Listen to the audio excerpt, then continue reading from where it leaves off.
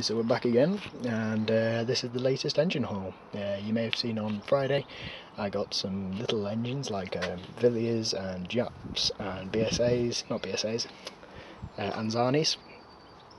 Well, in this video I've got a Petter. You may recognise this from the previous video. I bought it back, my Petter AC2. So this time it runs and has a starting handle. So I bought it back, it needs a fuel tank, and it runs, so I'm happy with that.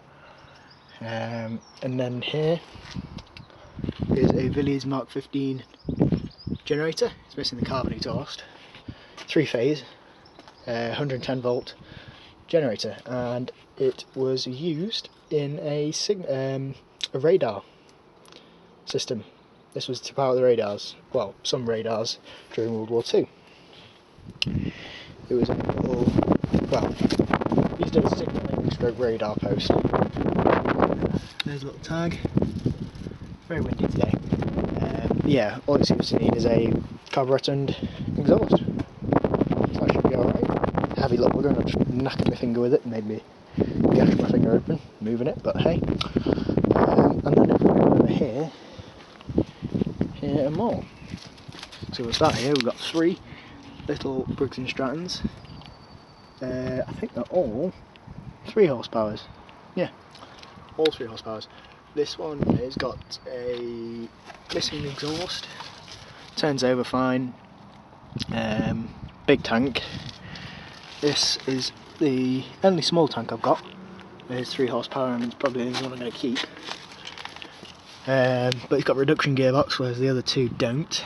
This one's got missing its air filter, but it's got everything. I'm going to see if any of them got spark and whatnot.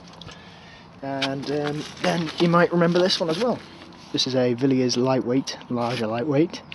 And I sold it to him, and I've in turn bought it back. And funnily enough, there's a few of them that I've done that. So I bought that back from him. I bought the Petter back from him. And if we move along, there's another lightweight, more or less spares. But it's always good to have one of them. And then a Lister domestic pump. This domestic pump's got a little bracket in it, or a piece of wood, and how that is made is so that a little Suffolk punch can sit on top of there and drone it. This one works perfectly well and fine, so and that's probably my best buy out today, for price wise, and it's actually fully working. So then if we move along, as you can see, there's a little base here, and that was for a Villiers F15 generator, and there's a cowling for a Villiers F15, and a tank for an F15, and a magneto and flywheel for an F15. I actually know where the rest of it is, I just couldn't think of it at the time, so I know exactly where everything else is. I know where the actual engine block is. It actually spilled oil on me when moving it, but I decided to leave it there. So parts of F15, got a little Villiers tank, but what is weird with this one is it's got that sticker on the side.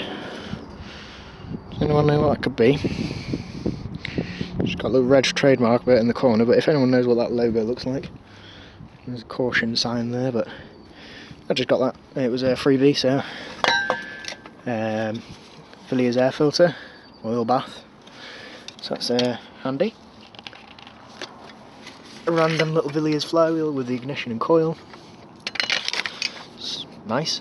A Villiers recoil starter, which is always handy. I've got a couple of engines that I can go to, and he even gave me 2 cans of super maintenance spray, like WD-40. And then if we move over here, there's a little, if you remember that Villiers on a yellow base, and it had a lightweight engine in it, and it had nothing coupling to it, it was missing. Well, this is it. I've got rid of it since then, but I now have a little pump. It's an oil pump, I think. Hydro pump. It might be a water pump, it might be not. But either way, I'm going to see if I can use it as a water pump. Very rusty in there, so I think it could be just a water pump, but he said it might be an oil pump. So either way, I've got a little pump. It's a bit tight at the moment, but we'll free that off. And you've probably just seen little snippets of these, but here is a back plate to a Villiers, and I'm hoping it'll fit my... Oh no, it won't. Bugger. Never mind. Either way, I've got a back plate to a Villiers. I was hoping it would fit my Villiers LZM, and then I wouldn't need a battery and coil, but obviously not. Anyway, what I was most interested out of all these Villiers back plates is these ones. It's a big one. If anyone else can tell, this is often held at a WX11.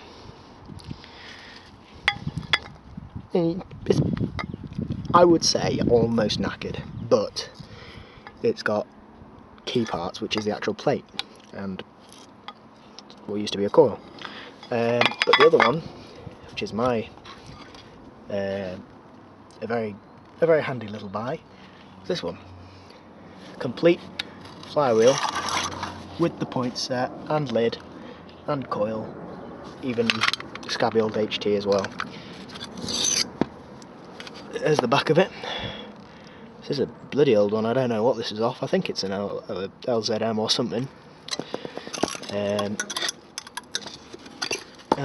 Yeah, I think all these parts came in at a tenner, so, or somewhere along the lines of that. I won't give you the specific price, but anyway, yeah, so that's the engine haul today. I don't know whether there'll be many more to come in the near future, but either way, I'm going to check if any of these Briggs have got sparks, and if this Villiers got a spark, and maybe get one running. So, also I need to find somewhere for them all to live, which should be fun. But anyway, thanks for watching, I hope you enjoyed, and I'll see you in the next video.